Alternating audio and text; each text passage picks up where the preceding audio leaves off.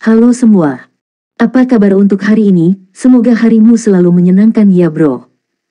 Selamat datang di channel YouTube saya. Tolong dibantu subscribe, like dan share ya, supaya saya terus semangat bikin kontennya. Wakakakak. Solen 4 chapter 829 bab 829, anak tidak sah. Maksudku, anak kecil itu tidak mungkin anak haramu, kan? Kenapa kamu sangat menyukainya sehingga kamu bahkan bisa menunda konsernya dan menulis lagu baru untuknya? Lei Qingling berkata, sedikit mencela. Anak haram, jangan bicara omong kosong, jawab Tang Lei dengan tak berdaya, tetapi karena suatu alasan, ketika dia mendengar kata-kata anak haram, hatinya tiba-tiba merasakan sensasi seperti riak. Bagaimana mungkin dia tidak merasakan kesamaan antara Lan Xuanyu dan dirinya sendiri? Hanya saja keduanya tidak sepenuhnya sama. Selain kemiripannya, sepertinya ada aura yang saling bertentangan di antara mereka. Tidak peduli apa, setiap kali dia melihat Lan Xuanyu, dia merasakan kasih sayang yang tak terlukiskan. Perasaan seperti itulah yang membuatnya rela melakukan apapun untuknya tanpa ragu-ragu. Ini benar sejak pertama kali dia melihatnya, dan terlebih lagi sekarang. Lebih dari 1 dekade telah berlalu, dan Lan Xuanyu tumbuh secara bertahap, dan mereka menjadi lebih akrab satu sama lain. Bagi Tang Lei, ini sepertinya adalah salah satu dari sedikit keterikatannya. Menyadari keheningan Tang Lei, Lei Qingling membelalakan matanya dan berkata, mungkinkah itu benar? Aku semakin merasa bahwa dia mirip denganmu. Dia bahkan lebih tampan darimu. Sejujurnya, apakah pernah terjadi sesuatu di antara kalian di masa lalu? Cukup, aturkan plane luar angkasa tercepat untuk saya, aku pergi, tiba-tiba Tang Lei berkata dengan gelisah. Lei Qingling terkejut. Selama bertahun-tahun, Tang Lei selalu bersikap lembut dan tenang, seolah-olah dia tidak pernah mudah marah. Bahkan ketika dia menunjukkan ketegasan, emosinya tidak banyak berubah. Ini adalah pertama kalinya dia melihatnya begitu cemas. Mungkinkah anak itu memang benar? Lei Qingling menatapnya dalam-dalam, menahan diri untuk tidak berkata apa-apa lagi, dan segera keluar untuk membuat pengaturan. Namun, semburat rasa asam menyebar di hatinya. Saat ini, Lan Xuanyu telah kembali ke Akademi Shrek. Dia menyadari ada masalah sekarang, Tuan Lei telah membuat janji dengannya 3 hari kemudian, dan Nana juga mengatur untuk bertemu dengannya 3 hari kemudian.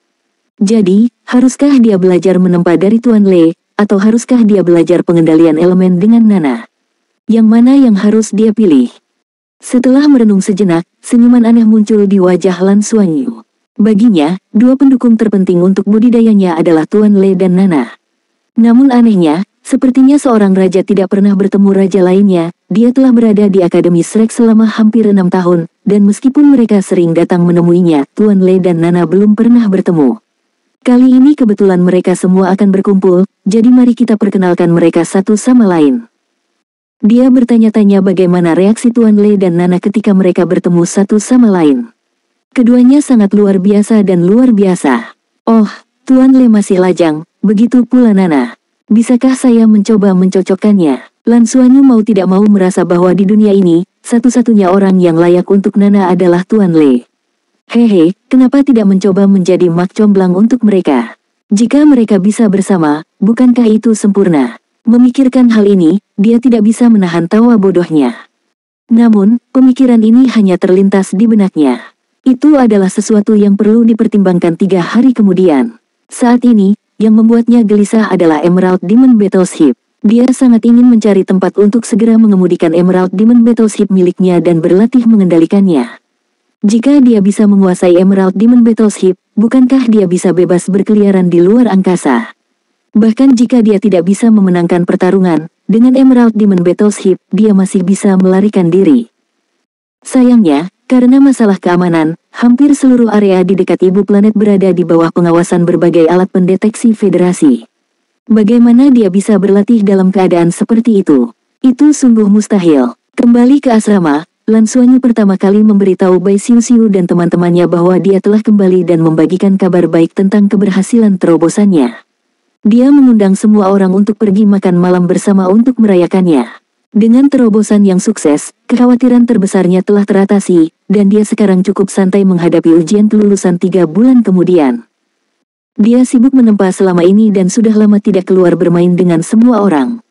Sempurna sekali dia kembali hari ini dan bisa istirahat. Semua orang langsung setuju dan memutuskan untuk bertemu di gerbang sekolah pada malam hari. Namun, Bai Xiuxiu menyuruh Lan Xuanyu untuk menunggunya di asrama. Tidak lama kemudian, bel pintu berbunyi, dan Lan Xuanyu membuka pintu dan menemukan Bai Xiuxiu berdiri di sana, tampak cantik seperti biasa dalam seragam pelataran luar hijau Akademi Shrek yang sederhana. "Oh, peri kecil telah tiba.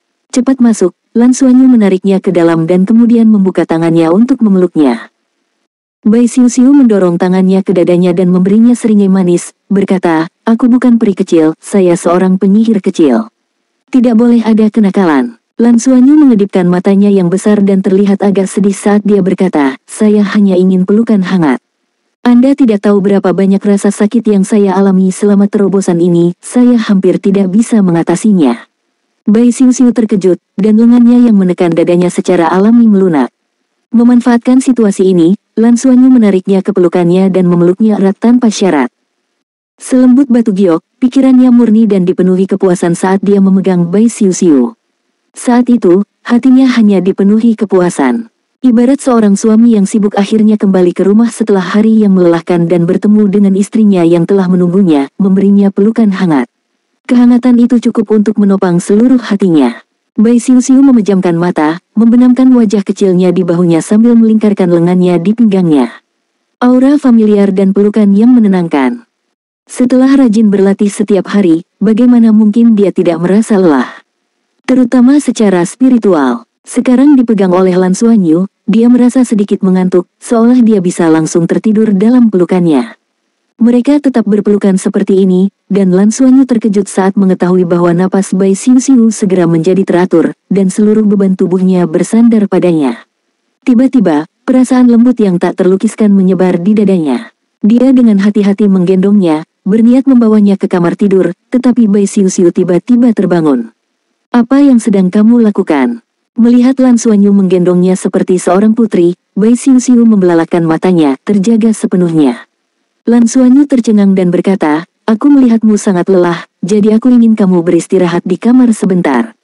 Tidur nyenyak, jangan khawatir, saya berjanji tidak akan melakukan hal buruk.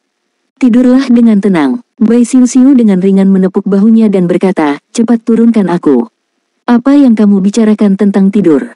Ini bahkan belum mendekati malam. Apakah kamu tidak akan keluar nanti?"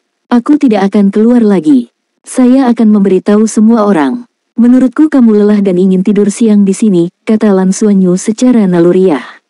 "Kamu mencari masalah." Bai Xiuxiu berusaha untuk turun, wajahnya sudah memerah karena malu. Saat itulah Lan Xuanyu menyadari masalah dalam kata-katanya dan tidak bisa menahan tawa malu-malu. "Xiuxiu, bersamamu sedikit menurunkan IQ-ku. Apa yang harus saya lakukan? Apakah kamu beracun atau semacamnya?"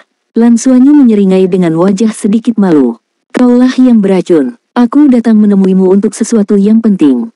Jangan ganggu aku," kata Bai Xiuxiu sambil mundur 2 langkah, menatap Lan Xuanyu dengan tatapan mengancam agar dia tidak mendekat. "Apa masalahnya?" Lan Xuanyu bertanya, membuang sikap main-mainnya. Bai Xiuxiu menjawab, "Armor tempurmu sudah siap. Aku khusus membawakannya untukmu. Cobalah." "Siap." Lan Xuanyu sangat terkejut. Siapa yang tidak senang menerima perlengkapan perang?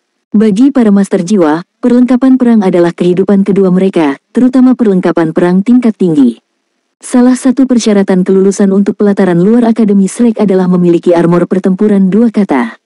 Ini adalah syarat wajib yang harus dipenuhi oleh semua lulusan pelataran luar.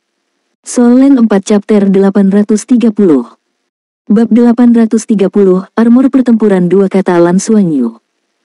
Lan Xuanyu bertanggung jawab atas penempaan, tetapi produksi battle armor miliknya sepenuhnya ditangani oleh Bai Xiuxiu. Bai Xiuxiu mengangguk dan membuka perangkat penyimpanan jiwa, dan satu set battle armor perak muncul di depan Lan Xuanyu. Battle armor seluruhnya berwarna perak, tetapi setelah diperiksa lebih dekat, orang dapat melihat banyak titik emas kecil menyatu di dalamnya, penuh dengan energi spiritual. Battle armor itu sendiri memiliki fluktuasi energi yang kuat, memberikan perasaan yang mempesona kepada orang-orang.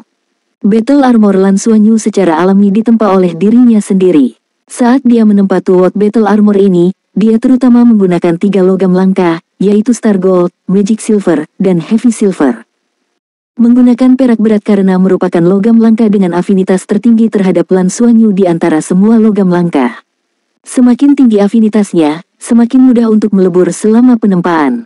Star Gold dan Magic Silver keduanya merupakan logam tingkat tinggi yang memiliki efek luar biasa pada penguatan kekuatan jiwa.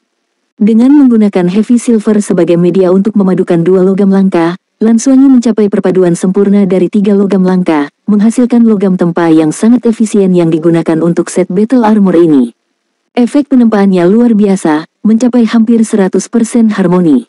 Namun logam jenis ini sebenarnya lebih sulit diproduksi karena ketangguhannya. Selama produksi, diperlukan kalsinasi suhu tinggi, dan terutama selama pengukiran susunan inti, hal ini menjadi sangat rumit. Oleh karena itu, Bai Xiuxiu menghabiskan waktu yang sangat lama untuk membuat armor pertempuran dua kata ini untuknya. Sekarang, di antara 7 anggota tim mereka, Lan Xuanyu sebenarnya adalah orang terakhir yang memiliki Two World Battle Armor. Melihat Battle Armor perak di depannya, Lan Xuanyu tiba-tiba merasakan perasaan yang indah di hatinya. Logam untuk Two World Battle Armor ditempa melalui fusi pada dasar One World Battle Armor miliknya.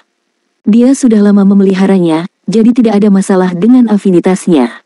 Yang lebih penting adalah dia bisa dengan jelas merasakan panggilan Battle Armor di depannya. Logam itu ditempa olehnya, dan itu adalah Spirit Refined. Setelah Spirit Refinement, logam tersebut akan memiliki kehidupannya sendiri, meskipun itu hanyalah naluri kehidupan yang paling dasar. Itu benar-benar berbeda dari logam tak bernyawa. Dapat dikatakan bahwa Spirit Refinement adalah transformasi penting dalam penempaan. Setelah Spirit Refinement, logam tersebut akan memiliki banyak karakteristik unik. Lan Xuanyu menarik napas dalam-dalam, dan matanya bersinar terang. Saat berikutnya, aura garis keturunannya tiba-tiba meledak. Berdiri tidak jauh darinya, Bai Xiuxiu tiba-tiba merasakan darahnya mendidih hebat dan dorongan yang tak terlukiskan keluar dari tubuhnya. Sosok Lan Xuanyu di depannya tampak tumbuh lebih tinggi dalam sekejap, dan dia memancarkan pesona luar biasa yang hampir membuatnya ingin melemparkan dirinya ke dalam pelukannya. Setelah terobosan, Lan Xuanyu tampaknya telah berubah. Dentang, dengan suara yang tajam, Two World Battle Armor langsung terpisah dan berubah menjadi potongan-potongan yang terbang menuju Lan Xuanyu. Yang pertama tiba adalah pelindung dada, yang langsung menutupi dada dan punggung Lan Xuanyu dengan lapisan tipis. Pelat dada terdiri dari 2 pola naga, 1 perak dan 1 emas, mewakili penampilan 2 Raja Naga. Kedua pola naga tersebut tidak hanya untuk hiasan tetapi juga mengandung pola yang sangat rumit di dalamnya, yang semuanya merupakan formasi inti. Pauldron, sarung tangan, pelindung pinggang, pelindung kaki, dan sepatu bot tempur. Potongan baju besi menutupi dirinya satu demi satu. Saat topeng menutupi wajah Lan Xuanyu, dia tiba-tiba merasa seluruh tubuhnya memanjang karena Battle Armor. Jika Anda melihat lebih dekat, Anda akan menemukan bahwa meskipun Battle Armornya tampak berwarna perak secara keseluruhan, ada beberapa perubahan warna yang halus. Sisi kiri tubuhnya berwarna perak murni, sedangkan sisi kanan memiliki warna agak keemasan. Ciri yang paling menonjol adalah topeng dan kedua sayap terbentang di belakangnya, memancarkan lingkaran cahaya yang aneh dan misterius. Desainnya diselesaikan oleh Lan Xuanyu, Bai Xiuxiu, Tang Yuge, dan Lan Mengqin. Itu didasarkan pada kemampuan unik Lan Xuanyu dan menjalani proses desain yang sangat detail dan kompleks. Dari kerumitan desainnya saja, tidak kalah dengan Three World Battle Armor. Battle Armor lengan kanan Lan Xuanyu terasa lebih berat, dengan serangkaian paku dari punggung tangan hingga lengan bawahnya.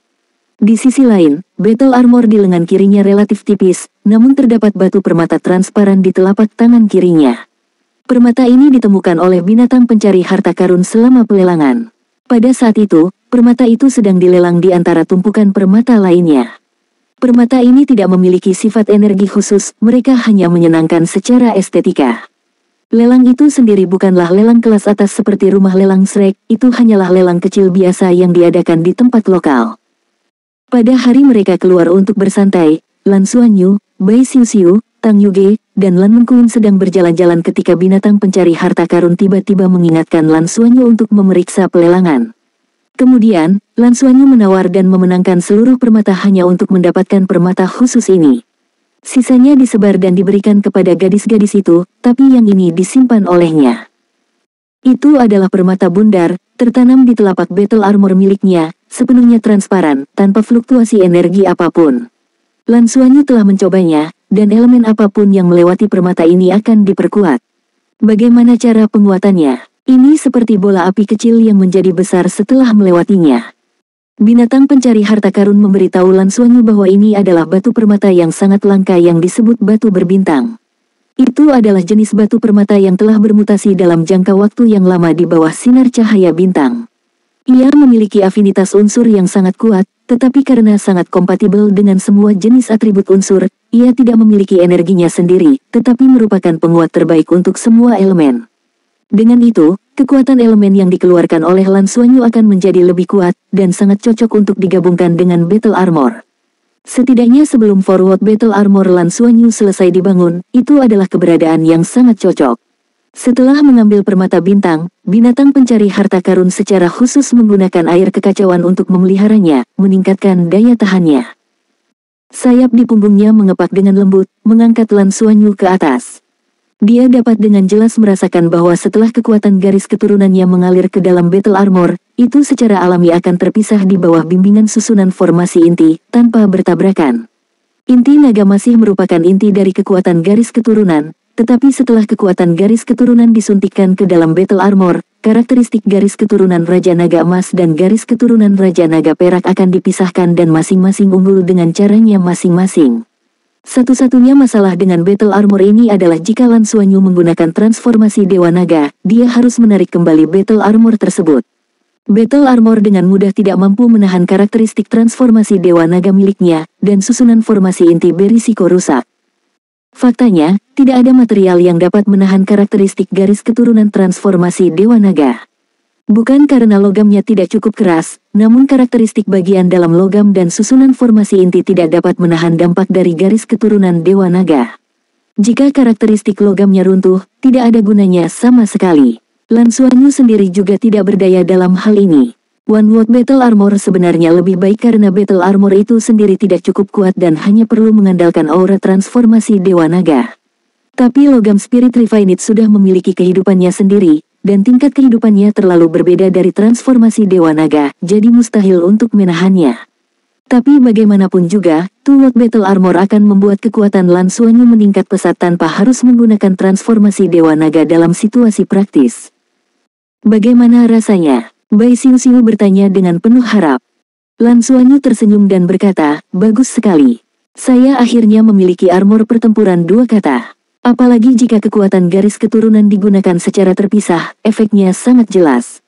Bai Xiu mengangguk dan berkata, saat kami mendesainnya, kami juga memperkuat 2 kekuatan garis keturunan Anda dengan cara ini. Karena kami tidak dapat mengontrol kekuatan garis keturunan setelah fusi jiwa bela diri Anda, kami hanya dapat melakukan ini. Tidak masalah, ini sudah bagus. Ngomong-ngomong, Xiu, kita berdua punya Two World Battle Armor sekarang. Bisakah kita menyebutkan nama mereka? Apa nama Battle Armormu? Dan milikku, bisakah kamu membantuku memikirkan sebuah nama? Tingkat Battle Armor diwakili oleh jumlah kata yang digunakan untuk menggambarkannya. Soul Land 4 Chapter 831. Bab 831, Setan Naga, Alam Semesta Naga. Sejak kemunculan Battle Armor, sebuah konvensi telah dibentuk, dan itu sangat penting bagi hampir semua Master Jiwa. Umumnya, ketika memberi nama Battle Armor mereka, para Master Jiwa akan menyertakan jiwa bela diri mereka sendiri, nama orang yang mereka cintai, atau kata yang sangat bermakna. Ketika Lan Xuanyu mengatakan ini kepada Bai Xiu, maksudnya sangat jelas. Bai Xiu tersipu dan menunjuk ke sudut di bawah pelindung dadanya. Lan Xuanyu melihat ke bawah dan, meskipun terbalik, dia masih melihat 2 karakter kecil terukir samar di sudut di bawah pelindung dada. Jika dia tidak memberikan perhatian khusus, dia tidak akan bisa melihatnya. Ini naga setan. Lan Xuanyu menatap Bai Xiu. Bai Xiu tersipu dan memalingkan wajahnya. Kedua kata ini mudah dijelaskan. Naga untuk naga kembar Lan Xuanyu, dan iblis untuk naga iblis es milik Bai Xiu. Kedengarannya bagus, mendominasi, dan bermakna. Sempurna, kata Lan Xuanyu sambil tersenyum. Bagaimana dengan milikmu? Bai Xiu meliriknya dan membisikkan Dragon Universe. Itu adalah naga dari naga setan es dan alam semesta Lan Xuanyu. Catatan TL, Yu dalam Xuanyu berarti alam semesta. Lan Xuanyu berkata, kalau begitu kenapa kamu tidak membiarkan armorku disebut kecantikan naga Xiu artinya cantik, bukankah itu lebih serasi? Bai Xiu memandangnya dan berkata, tidakkah menurutmu namaku terlalu umum? Kenapa aku harus keberatan? Namamu terdengar cukup bagus. Lagi pula, nama hanyalah sebuah kode. Kamu sangat cantik, tidak peduli apa sebutanmu, itu cantik. Bahkan jika Anda dipanggil Cui Hua Krisan yang berarti keledai dalam bahasa gaul internet Tiongkok, menurut saya itu sangat cantik. Kaulah yang bernama Cui Hua. Bai Siu menendangnya dengan marah, tapi dia tidak bisa menyembunyikan senyumnya. Kalau begitu, ayo gunakan nama ini. Itu sudah terukir. Kita bisa memikirkan nama untuk armor pertempuran 3 kata nanti, kata Bai Siu. Oke, aku akan mendengarkanmu, Lan Xuanyu setuju. Kalau begitu aku akan pergi sekarang. Biasakan diri Anda dengan kemampuan battle armor Anda. Beritahu saya jika ada sesuatu yang perlu diubah, kata Bai Siu. Dia ingin pergi karena dia merasa sedikit tidak nyaman dengan cara Lan Xuanyu memandangnya. Kemana kamu pergi? Akan keluar dan berkumpul. Tetap di sini sebentar, kata Lan Xuanyu sambil mencoba menariknya mendekat. Armor pertempuran 2 kata di tubuhnya berubah menjadi cahaya dan menghilang ke dalam tubuhnya. Bai Siu menjulurkan lidah padanya, melayang ke pintu, dan berkata, siapa yang mau tinggal bersamamu di sini, dasar serigala jahat. Dia berlari keluar, meninggalkan serangkaian tawa seperti lonceng perak. Lan Xuanyu kesal tetapi dia tidak punya pilihan lain. Jangan terburu-buru, kita tunggu saja sampai kita masuk ke pelataran dalam. Sudah waktunya sekolah berakhir dan mereka bertujuh berkumpul di pintu masuk akademi. Saat melihat Lan Xuanyu, Qian Lei adalah orang pertama yang datang dan memberi selamat padanya. Bos, selamat. Anda berhasil menerobos. Bagaimana rasanya? Apakah itu meningkat pesat? Lan Xuanyu tersenyum dan berkata, tidak apa-apa. Kami akan mencobanya nanti dan Anda akan lihat. Oke, bos, bagaimana dengan saya? Saya masih belum bisa menembus level Soul Saint. Apakah ada yang salah denganku? Bisakah Anda mencoba menggunakan rumput emas biru perak untuk membantu saya? Kekuatan garis keturunanmu akan menjadi lebih kuat setelah menerobos. Lan Xuanyu berkata, tidak masalah, mari kita coba besok dan lihat apakah berhasil. Tapi garis keturunan kami tidak sama, dan garis keturunan saya sepertinya menekan Golden Fati, jadi efeknya mungkin tidak bagus. Saya pikir mencoba rumput perak biru pola perak mungkin lebih cocok untuk Anda karena jiwa bela diri Anda adalah koin pemanggil. Biarkan Golden Fati tumbuh secara alami, Golden Behemoth sudah cukup kuat. Qian Lei mengangguk dan berkata, ayo kita coba saja. Jika itu bisa membantu saya melakukan terobosan, itu yang terpenting. Mereka semua memiliki 7 dering dan menindas saya. Jika aku tidak segera mencapai level Soul Saint, aku tidak akan bisa mengikutinya. Lan Xuanyu tertawa dan berkata, bagaimana dengan saya? Saya baru saja mencapai level Raja Jiwa. Kamu berbeda. Mari kita tidak membicarakan hal itu. Kemana kita akan pergi hari ini? Qian Lei bertanya sambil tersenyum. Lan Xuanyu berkata, ayo kita makan sesuatu yang enak dulu, lalu pergi ke rumah lelang untuk melihatnya. Jika ada barang bagus, kami akan membelinya. Jika tidak, anggap saja itu sebagai cara untuk bersantai. Rutinitas lama yang sama. Apakah semua orang setuju? Tentu saja, tidak ada yang keberatan. Ketika Lan Xuanyu memandang Bai Siu yang sedang berpegangan tangan dengan Lan Menkuin, Bai Siu memasang wajah lucu ke arahnya lalu bersembunyi di balik Lan Menkuin. Senyuman aneh muncul di sudut mulut Lan Xuanyu, dan dia berpikir, cepat atau lambat, kamu tidak akan bisa lepas dari genggamanku. Kakak Xuanyu, kenapa kamu terlihat sangat menakutkan saat tersenyum? Kata-kata Yuanen Hui membuat Lan Xuanyu merasa malu, dan dia buru-buru berkata, bukan apa-apa, bukan apa-apa. Ayo pergi. Malam di kota Shrek selalu meriah. Rombongan pergi ke Food Street dan menemukan sebuah toko kecil di pinggir jalan untuk makan hotpot. Restoran kecil ini bernama Jiangla Hotpot. Itu tidak menggunakan cabai. Sebagai gantinya, ia menggunakan jahe segar dalam jumlah besar sebagai bahan dasarnya, dipadukan dengan kaldu kental, berbagai bahan, dan sejumlah merica Sichuan untuk menciptakan hotpot yang sangat beraroma dan sangat pedas, dengan sensasi yang berbeda dibandingkan cabai. Itu paling cocok untuk dimakan di musim dingin. Usai makan dijamin seluruh tubuh akan terasa hangat dan rasa dingin pun akan hilang. Mereka bertujuh duduk mengelilingi meja dan menikmati pesta, makan dengan gembira dan tanpa menggunakan kekuatan jiwa mereka untuk menghilangkan panas. Mereka membiarkan diri mereka berkeringat bebas dan merasa sangat nyaman. Usai makan, mereka merasa segar bahkan rasa lelah spiritual pun hilang karena rasa pedas dari hotpot tersebut. Berjalan keluar dari restoran dan merasakan angin malam, mereka sangat nyaman. Ketujuh dari mereka berjalan-jalan santai di sepanjang jalan, dan meskipun pelelangan akan segera dimulai, mereka tidak memiliki tujuan pembelian yang jelas dan tidak terburu-buru. Akhirnya, ketika tidak ada yang memperhatikan, Lan Xuanyu meraih tangan Bai Xiuxiu dan menolak melepaskannya, meskipun dia berjuang untuk melepaskan diri dari genggamannya. Apa cita-cita Anda ke depannya setelah lulus dari pengadilan negeri? Lan mungkin tiba-tiba bertanya. Semua orang secara naluriah memusatkan pandangan mereka padanya. Tang Yuge tersenyum dan berkata, orang yang mengajukan pertanyaan harus menjawabnya terlebih dahulu. Lan mungkin menjawab, saya tidak punya cita-cita apapun, saya hanya ingin melindungi klan saya. Itu telah menjadi tradisi keluarga saya selama beberapa generasi. Setelah lulus dari pengadilan negeri, kami tidak bisa bergabung dengan militer. Mungkin, saya akan meluangkan waktu untuk berlatih di Sekte Tang, dan kemudian saya bisa kembali ke rumah. Setiap orang memiliki pengetahuan tentang situasi keluarga Lan mungkin, sehingga mereka memahami alasannya. Dalam masyarakat matrilineal, mereka membutuhkan seseorang untuk melindungi mereka, dan mungkin cukup beruntung memiliki tanggung jawab tersebut. Cita-citaku adalah untuk bersamamu dan menikahimu, kata Qian Lei, tidak melewatkan kesempatan untuk menunjukkan kasih sayangnya. Dia segera mendekatinya dengan senyum tersanjung. Tersesat, balas Lan mungkin sambil menendangnya. Qian Lei tidak marah dan hanya mengikutinya, tidak berani memegang tangannya. Liu Feng melirik Qian Lei dan berkata, ambisius. Kegilaan, apa maksudmu? Qian Lei bertanya dengan marah. Liu Feng mengabaikannya dan melanjutkan, setelah lulus dari pengadilan negeri, saya mungkin akan tinggal di Sekte Tang dan bergabung dengan Departemen Pertempuran atau terus menjadi petarung langit. Sebenarnya saya sangat menyukai perasaan menjalankan misi sebagai Skyfighter. Petualangan, kegembiraan, dan melakukan sesuatu yang bermakna adalah cita-cita saya. Qian Lei mendengus dan berkata, pantas saja kamu tidak menginginkan pacar. Anda ingin keluar dan bersenang-senang. Yuenen Hui tersenyum dan berkata, saya tidak punya ide khusus. Saya mungkin pergi ke planet Elf. Meskipun saya tidak dapat mewarisi posisi nenek saya akan menghabiskan lebih banyak waktu di sana. Saya sangat menyukai perasaan di sana. Penuh dengan kehidupan, kedamaian, dan optimisme. Setiap orang penuh dengan sinar matahari.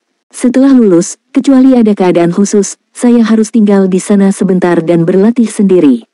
Bagaimana denganmu, saudari? Tang Yuge meliriknya dan berkata, Aku seperti Frenzy. Saya ingin terus menjadi petarung langit, mengasah diri, dan menerobos ke peringkat dewa secepat mungkin. Dia tidak menyembunyikan keinginannya untuk menjadi dewa. Solen 4 Chapter 832. Bab 832, Lan mungkin tiba-tiba runtuh. Tang Yuge memandang Bai Xiuxiu dan bertanya, dan kamu? Maukah kamu menemaninya? Kata dia, di sini secara alami mengacu pada Lan Xuanyu. Lan Xuanyu tanpa sadar memandang Bai Xiuxiu. Menurutnya, Bai Xiuxiu yang mudah pemalu harus menyangkalnya.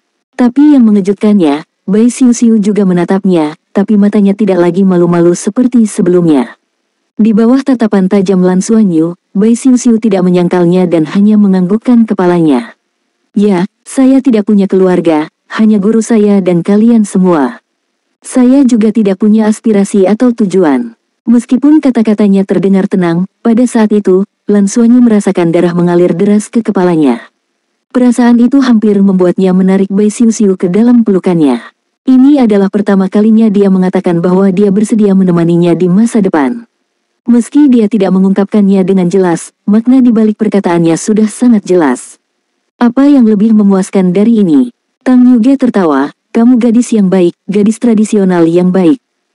Bai Xiuxiu tersenyum dan berkata, tidak. Apakah menurut Anda dia akan tetap tinggal di Ibu Pertiwi atau di tempat lain? Tidakkah kamu menyadari bahwa Akademi dan Sekte Tang memperlakukannya secara berbeda? Apa yang akan dia lakukan di masa depan mungkin jauh melebihi ekspektasi kita saat ini. Mengikutinya mungkin membawa pada kehidupan yang paling menyenangkan. Tang Yuge tertegun sejenak, tapi mata Liu Feng berbinar dan dia mengangguk setuju, masuk akal. Pada saat ini, mata semua orang secara tidak sadar beralih ke Lan Xuanyu. Giliranmu, ketua kelas, kata Lan mungkin. Merasakan tatapan semua orang padanya, ekspresi Lan Xuanyu berangsur-angsur menjadi serius, lalu dia menghela nafas pelan. Kenapa kamu menghela nafas? Xiuxiu sudah mengatakan dia bersedia mengikutimu di masa depan. Apalagi yang membuat Anda tidak puas? Lan mungkin berkata dengan tidak sabar. Lan Xuanyu menjawab, masa depan. Rencana masa depan kita sebenarnya tidak ada artinya sekarang, jadi saya tidak punya rencana. Merasakan perubahan nada suara Lan Xuanyu, mereka berenam agak terkejut. Lan Xuanyu selalu ceria, bijaksana, dan positif. Hari ini, kenapa dia tiba-tiba menunjukkan rasa depresi? Lan Xuanyu berbicara dengan suara yang dalam, semakin saya bersentuhan dengan dunia ini, semakin saya menyadari bahwa banyak hal tidak seindah yang saya bayangkan. Dan federasi kita tidak sedamai yang diperkirakan semua orang. Anda seharusnya memperhatikan bahwa 7 armada utama federasi bahkan tidak berada di dekat planet induk kita, dan kebanyakan dari mereka berada di lokasi yang tidak diketahui. Yuanen Hui berkata, bukankah mereka terlibat dalam imigrasi dan pembangunan antar bintang? Lan Xuanyu tersenyum pahit dan berkata, apakah imigrasi dan pembangunan antar bintang memerlukan kekuatan militer yang kuat? Kedamaian yang kita nikmati saat ini justru karena perlindungan mereka, perlindungan tentara dan pendahulu yang tak terhitung jumlahnya, yang telah menahan musuh-musuh asing yang kuat. Begitu kita memasuki pelataran dalam dan menjadi lebih kuat di bawah pelatihannya, kita pasti akan dikirim ke garis depan untuk menghadapi musuh-musuh itu. Ini adalah tanggung jawab yang harus kita pikul setelah menerima pelatihan intensif dan alokasi sumber daya dari akademi. Ingat saat pertama kali kita masuk sekolah, dan guru berulang kali mengkonfirmasi kepada kita apakah kita bersedia tinggal dan belajar. Saat itu, mereka sudah memberitahu kami betapa besarnya tanggung jawab yang harus kami pikul di masa depan. Apalagi sebagai pesaing 7 monster Shrek di generasi kita, jika kita ingin menjadi 7 monster Shrek era ini, bisa dibayangkan betapa beratnya tanggung jawab yang harus kita pikul. Jadi, teman-teman, mari kita kesampingkan khayalan indah kita. Jika kami ingin mewujudkan keinginan kami akan perdamaian, kami harus memberikan kontribusi yang signifikan terhadap perdamaian federasi. Lan Menkuin bergumam, tidak bisakah kita menikmati fantasi indah kita saja? Apakah perlu memberikan begitu banyak tekanan pada semua orang? Lan Xuanyu berbicara dengan serius, tanpa tekanan, manusia seringan bulu. Terlebih lagi, sejak kita lulus dari pelataran luar, tekanan ini kemungkinan besar akan menimpa kita. Meski kekuatan kami tidak terlalu kuat, rata-rata kami memiliki level 7 cincin Soul Saint. Saya tidak tahu seperti apa latihan di pelataran dalam, tapi saya melihat senior Zheng Longjiang masih menyelesaikan misi sebagai Skyfighter. Semakin kuat kekuatan kita, semakin banyak rahasia yang kita ketahui, dan semakin berat tanggung jawab kita. Kami tidak memiliki kemungkinan untuk mundur, kami hanya akan menghadapi kesulitan secara langsung. Tang Yuge tertawa, Siu benar. Mungkin hanya dengan mengikuti Anda, kami bisa menjalani hidup yang paling menyenangkan. Itu adalah tanggung jawab tetapi juga pengalaman. Hidup ini singkat, selagi kita masih hidup, mari kita buat hidup kita lebih menyenangkan. Saya menantikan kehidupan seperti itu. Keingintahuan Yuanen Hui muncul, Kakak Xuanyu, apakah kamu mengetahui sesuatu? Musuh macam apa yang akan kita hadapi? Lan Xuanyu menggelengkan kepalanya dan berkata, saya tidak yakin secara spesifik. Tapi samar-samar saya bisa menebak bahwa ada lawan di alam semesta yang tidak kalah dengan kita, bahkan lebih kuat, yang sedang mengincar kita. Sebagian besar kekuatan tempur federasi akan menghadapi mereka, dan yang perlu kita lakukan adalah menghadapi lawan yang begitu kuat. Lan Menkuin cemberut dan berkata, apakah kita harus pergi? Lan Xuanyu memandangnya dan berkata, tidak ada yang boleh memaksamu. Tapi kami mendapat terlalu banyak keuntungan dari akademi. Tanpa akademi, bisakah kita memiliki begitu banyak sumber daya? Bisakah Anda mendapat kesempatan untuk pergi ke planet Elf dan akhirnya dikenali oleh senior biji? Selain itu, untuk melindungi rakyat Anda, hal pertama yang harus dilakukan adalah melindungi federasi. Bisakah ada rumah tanpa negara? Lan Menkuin terdiam. Lan Xuanyu benar, tanpa negara, bagaimana mungkin ada rumah? Seseorang melenturkan otot bisepnya dan berjanji untuk melindungi Lan Menkuin dengan berkata, saya akan selalu berada di sisimu dan melindungimu. Siapapun yang ingin menyakitimu harus melangkahi bonekaku terlebih dahulu. Kamu sangat menyebalkan. Tinggal jauh dari saya. Aku tidak membutuhkan perlindunganmu. Saya bisa melindungi diri saya sendiri. Suasana hati Lan Menkuin tampak sedikit cemas. Bai Siu menepuk tangan Lan Xuanyu, memberi isyarat agar dia melepaskannya, lalu berjalan ke arah Lan Menkuin, meraih tangannya, dan membisikkan sesuatu padanya. Namun, Lan Xuanyu tidak melepaskan Lan Menkuin. Dia mengikuti dan berjalan ke sisinya, mungkin, saya tidak tahu apa pendapatmu tentang masa depan. Namun satu hal yang harus saya ingatkan adalah jika Anda sangat menyesal dan hanya ingin menjalani kehidupan biasa, maka jangan mengikuti ujian pelataran dalam pada ujian kelulusan ini. Anda harus mengerti maksud saya. Lan Menkuin mengangkat kepalanya karena terkejut dan menatap Lan Xuanyu, sementara Qian Lei merasa cemas. Bos, mungkin tidak bermaksud seperti itu, jangan memaksanya. Lan Xuanyu menggelengkan kepalanya, tidak, aku tidak memaksanya, aku hanya memberitahunya. Jika Anda tidak ingin membayar, maka jangan terus memperolehnya. Mungkin, apakah kamu mengerti maksudku? Lan Menkuin malah menjadi tenang, saya mengerti. Kalian pergi ke pelelangan, aku akan kembali dulu, aku ingin sendiri. Setelah berbicara, dia berbalik dan berjalan kembali. Qian Lei memandang Lan Menkuin, lalu Lan Xuanyu, dan buru-buru mengikutinya. Bai Xiuxiu memandang Lan Xuanyu dengan agak tak berdaya, apakah kamu terlalu berterus terang? Tang Yuge mendekati Lan Xuanyu dan berkata, tidak, kita harus berterus terang. Bersikap terus terang itu baik untuk mungkin. Faktanya, semua orang dapat melihat bahwa dia memiliki semangat juang yang paling rendah di antara kita semua. Dalam hal bakat dan kondisi, dia bahkan melampauiku dengan jiwa bela diri kembarnya, yang merupakan dua jiwa bela diri tingkat atas. Tapi dia tidak punya banyak keinginan atau motivasi untuk maju. Dia bahkan merasa itu hanya untuk bersenang-senang. Kitalah yang terus-menerus maju dengan pesat, mendorongnya untuk merasa bahwa dia harus bergerak maju. Menjelang ujian kelulusan, kami bahkan menjadi kandidat 7 monster. Hari ini, ketika dia menanyakan pertanyaan itu, ini adalah saat yang tepat untuk mengklarifikasi masalah dengannya. Dia harus membuat pilihan sekarang. Jika dia memilih untuk berhenti, sekaranglah saatnya. Di masa depan, kami akan bekerja sama dan membayar kembali semua hutang kami kepada akademi atas namanya.